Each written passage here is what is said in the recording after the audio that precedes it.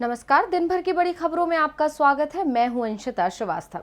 इस बुलेटिन में आज बात होगी कल से शुरू होने वाले संसद सत्र को लेकर सरकार और विपक्ष की तैयारी की, कर्नाटक सरकार में होने वाले बड़े बदलाव की, जानेंगे एमपी और हरियाणा में क्यों मुश्किल में दिख रही है बीजेपी सरकार और महाराष्ट्र की गठबंधन सरकार में दलों के बीच क्यों बढ़ रही हैं दूरियां, यूपी में प्रियंका गांधी के तेवरों से कैसे परेशान हुई बीजेपी और बुलेटिन के आखिर में मायावती के राजनीतिक प्लान की। लेकिन तमाम बड़ी खबरों से पहले एक नजर सुर्खियों पर।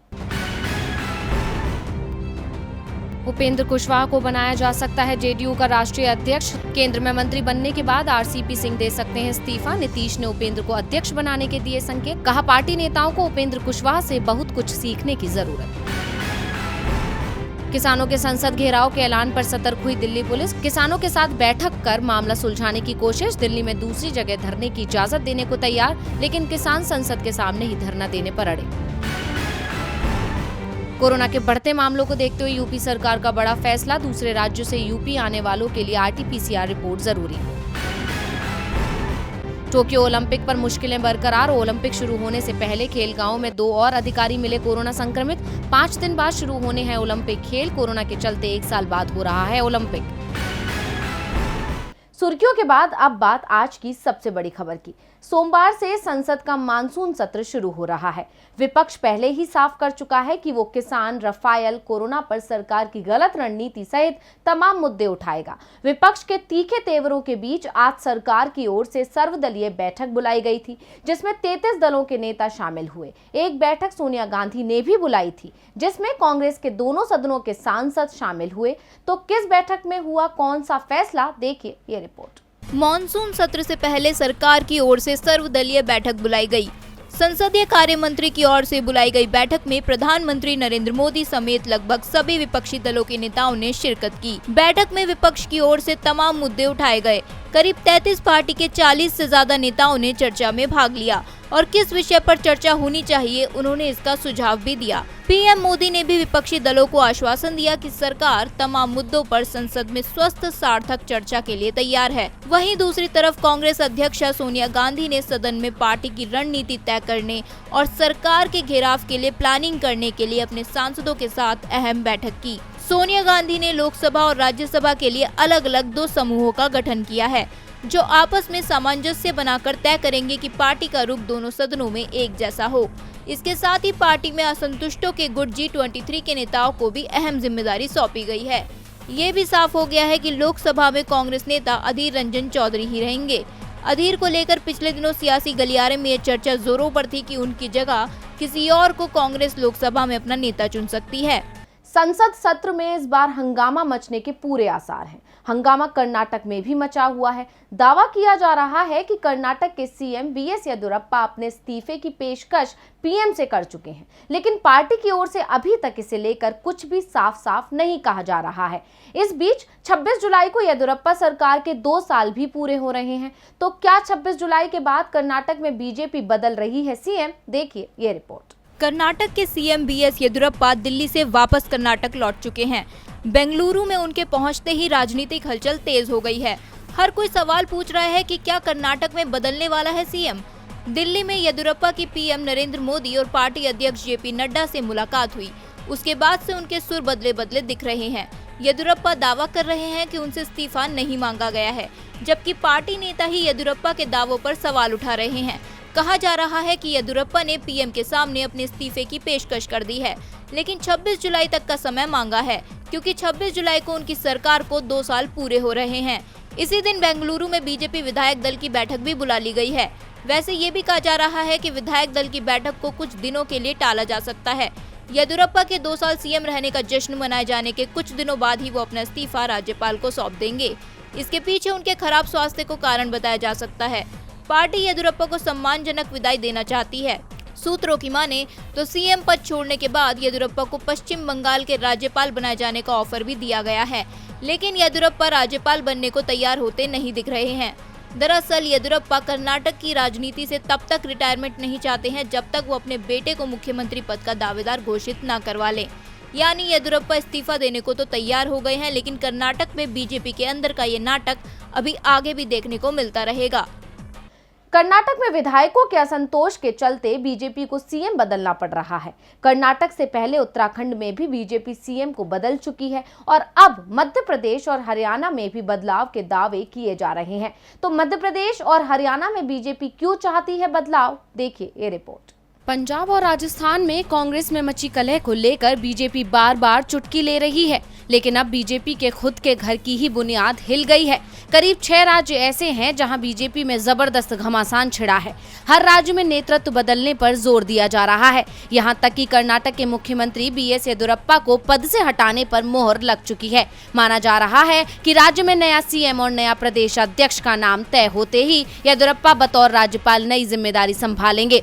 सूत्रों के मुताबिक शुक्रवार को पीएम मोदी से मुलाकात में येदियुरप्पा पद छोड़ने पर राजी हो गए। शनिवार को उनकी पार्टी अध्यक्ष जेपी नड्डा और गृह मंत्री अमित शाह से मुलाकात हुई, जिसके बाद येदियुरप्पा पीछे हटेंगे। उनके इस फैसले के बाद राज्य में नई सरकार पर मंथन चल रहा है। माना जा रहा है कि बोक्कालिगा बिरादरी से सीएम तो लिंगायत बिरादरी से प्रदेश अध्यक्ष बनाने की योजना बनाई जा रही है। अब कर्नाटक का सीएम कौन बनता है ये तो आने वाला वक्त बताएगा, लेकिन बीजेपी नेतृत्व त्रिपुरा, हरियाणा, मध्य प्रदेश, राजस्थान और छत्तीसगढ़ में भी समय रहते अहम बदलाव करने पर मंथन कर रहा है।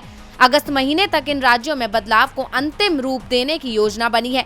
माना जा रहा है कि नेतृत्व हरियाणा, मध्य प्रदेश और त्रिपुरा को लेकर जल्द ही फैसला लेगा, क्योंकि येदियुरप्पा के अलावा हरियाणा, मध्य प्रदेश और त्रिपुरा के सीएम शुक्रवार को ही दिल्ली आए थे। यहां तक कि त्रिपुरा के सीएम विप्लव देव ने भी पीएम से मुलाकात की थी। सूत्रों का कहना है कि इन राज्यों में नेतृत्व परिवर्तन के साथ मंत्रिमंडल और संगठन में बड़े फेरबदल के विकल्पों पर भी विचार कर रहा है। आलाकमान चाहते हैं कि चुनाव आने से पहले इन सभी राज्यों में अहम बदलाव कर असंतोष से जल्द निपट लिया जाए। अब बीजेपी तो चेहरा बदलकर चिक दूर करना चाहती है, लेकिन इससे उसकी चिंता और बढ़ेगी। पार्टी में बड़ी बगावत भी मच सकती है, जिसका हर्जाना उसे चुनाव से भुगतना पड़ सकता है।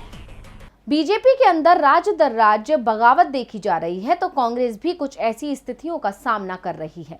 पंजाब में पार्टी के अंदर सीएम कैप्टन अमरिंदर सिंह और पार्टी विधायक नवजोत सिंह सिद्धू के बीच की तल्खी लगातार बढ़ती जा रही है। पार्टी सिद्धू को प्रदेश अध्यक्ष बनाने का फैसला कर चुकी है, लेकिन उनके नाम का ऐलान नहीं कर पा रही है। तो आखिर कहां फंसा है पेच, देखिए ये रिपोर्ट। पंजाब कांग्रेस में नवजोत सिंह सिद्धू को कमान देने के ऐलान में लगातार देरी हो रही है। सिद्धू को पंजाब कांग्रेस का अध्यक्ष बनाए जाने के संकेतों के बीच कैप्टन अमरिंदर सिंह ने अपनी सक्रियता बढ़ा दी है। अमरिंदर किसी भी हाल में सिद्धू को अध्यक्ष बनाने से रोकने की कोशिश कर रहे हैं। इसके लिए अब तक पार्टी में उनके राजनीतिक विरोधी रहे तमाम नेताओं से सुलह की कोशिश कर रहे हैं। लक्ष्य एक ही है कि कोई भी प्रदेश कांग्रेस का अध्यक्ष बने, लेकिन वो नवजोत सिंह सिद्धू ना हो। पार्टी हाईकमान को अमरिंदर सिंह सीधे चुनौती देने से भी बच रहे हैं। उन्होंने साफ कर दिया है कि वो सोनिया गांधी के हर फैसले को मानने के लिए तैयार हैं, लेकिन वो सिद्धू से तभी मिलेंगे जब सिद्धू उनके खिलाफ की गई बयानबाजी को लेकर माफी मांगेंगे। कैप्टन समर्थक 10 विधायकों ने भी इस बात का समर्थन किया है। इस बीच पंजाब कांग्रेस में कैप्टन के विरोधी रहे सांसद प्रताप सिंह बाजवा ने अमरिंदर सिंह का समर्थन कर सभी को चौंका दिया है। पंजाब कांग्रेस अध्यक्ष सुनील जाखड़ ने पार्टी के सभी विधायकों की बैठक बुला ली है। संकेत है कि वो विधायकों की राय पार्टी हाईकमान तक पहुंचाएंगे।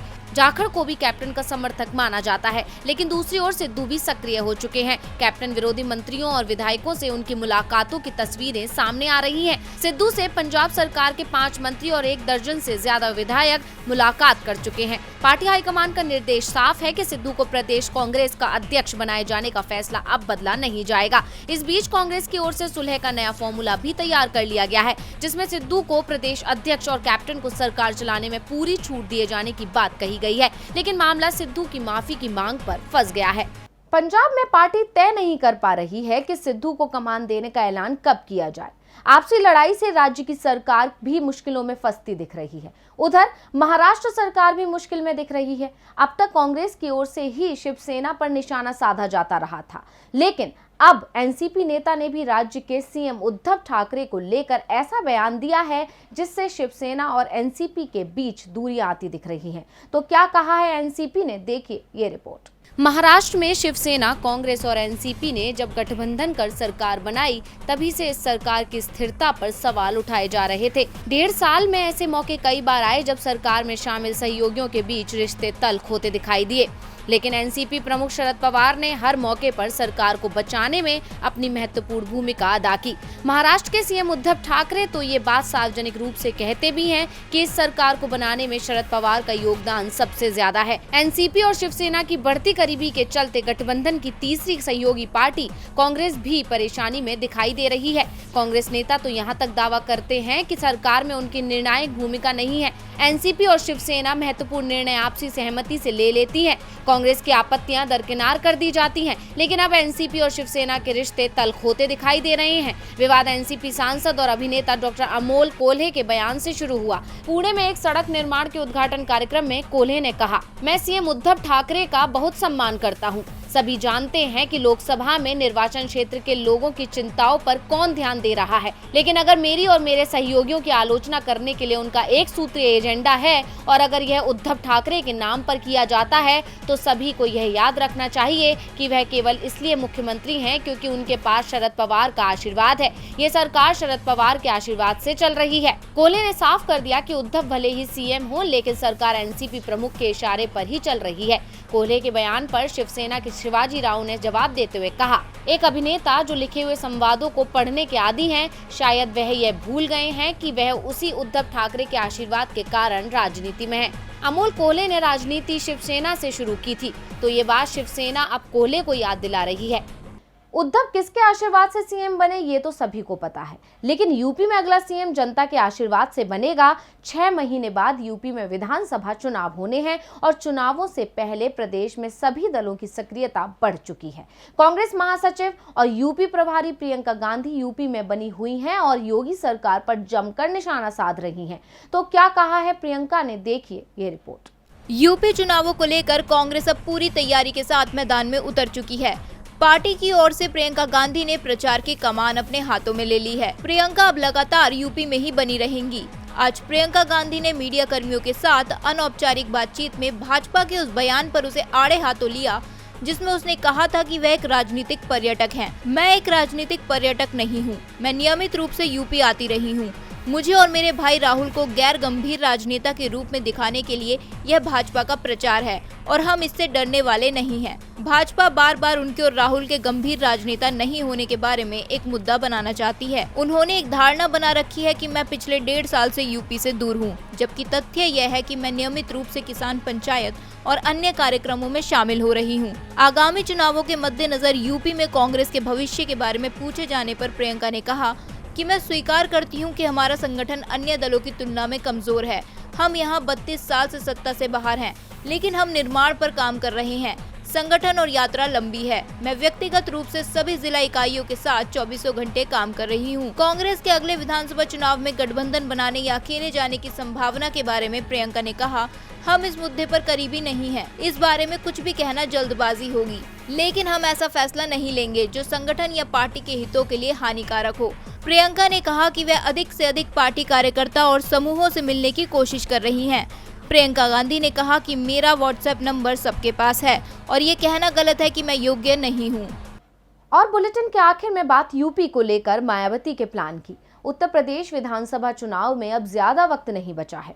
ऐसे में राजनीतिक दलों ने अपनी कमर कस ली है। देश के सबसे बड़े सूबे में जीत का परचम लहराने के लिए जहां बीजेपी में मंथन का दौर जारी है, तो वहीं कांग्रेस की तरफ से प्रियंका गांधी दौड़ लगा रही हैं। अब तो मायावती ने भी सियासी बाजी को अपने पाले में करने के लिए बड़ा दांव खेल दिया है। उन्होंने सीधा बीजेपी के वोट बैंक से सेंधमारी की तैयारी कर ली है। तो क्या है माया का प्लान, देखिए इस रिपोर्ट में। उत्तर प्रदेश की सियासत हमेशा से ही जातीय समीकरणों के इर्द गिर्द घूमती आई है। अब सूबे में विधानसभा के चुनाव होने हैं, इसीलिए राजनीतिक दलों ने एक बार फिर से जातीय समीकरणों को साधने के लिए अपना अपना गणित बैठाना शुरू कर दिया है और इस रेस में मायावती भी पीछे नहीं रहना चाहती। इसीलिए उन्होंने बीजेपी के पारंपरिक वोट बैंक माने जाने वाले ब्राह्मण समुदाय को अपने पाले में रखने के लिए बड़ा दांव खेला है। बीएसपी सुप्रीमो एक बार फिर ब्राह्मण सम्मेलन शुरू करने जा रही हैं, जिसकी जिम्मेदारी सतीश चंद्र मिश्रा को दी गई है। बीएसपी का ब्राह्मण सम्मेलन 23 जुलाई से अयोध्या से शुरू होगा। 23 जुलाई को सतीश चंद्र मिश्रा अयोध्या में मंदिर दर्शन से ब्राह्मणों को जोड़ने की कवायद शुरू करेंगे। पहले चरण में 23 जुलाई से 29 जुलाई तक लगातार 6 जिलों में ब्राह्मण सम्मेलन होंगे। बीएसपी का ब्राह्मण सम्मेलन 2007 के चुनावी अभियान के तर्ज पर होगा, क्योंकि बीएसपी 2007 के दलित ब्राह्मण ओबीसी फॉर्मूले के साथ 2022 चुनाव में उतरेंगी। पार्टी का मानना है कि जैसे 14 साल पहले पार्टी को फायदा पहुंचा था, ठीक उसी तरह के नतीजे इस बार भी आ सकते हैं। दरअसल साल 2007 में मायावती ने बड़ी संख्या में ब्राह्मणों को चुनावी मैदान में टिकट देकर उतारा था। मायावती की ये रणनीति सफल भी रही थी और बीएसपी की पूर्ण बहुमत की सरकार बनी थी। ज्यादातर ब्राह्मण वोट बैंक मायावती के पाले में ही गया था। आपको बता दें कि यूपी की राजनीति में ब्राह्मण वर्ग का लगभग 10% वोट होने का दावा किया जाता है। राजनीतिक जानकारों का मानना है कि भले ही मुस्लिम दलित आबादी 20-20% हो, लेकिन रणनीति और समझदारी से वोटिंग के मामले में ब्राह्मणों से बेहतर कोई नहीं है। ब्राह्मणों की इसी खासियत ने उन्हें हर पार्टी नेतृत्व के करीब रखा और अब मायावती ने एक बार फिर ब्राह्मणों के करीब जाने का प्लान तैयार कर लिया है। अब देखना होगा कि क्या 2007 का इतिहास बीएसपी दोहरा पाती है या नहीं। तो आज इस बुलेटिन में बस इतना ही। देखते रहिए डीवी लाइव। नमस्कार।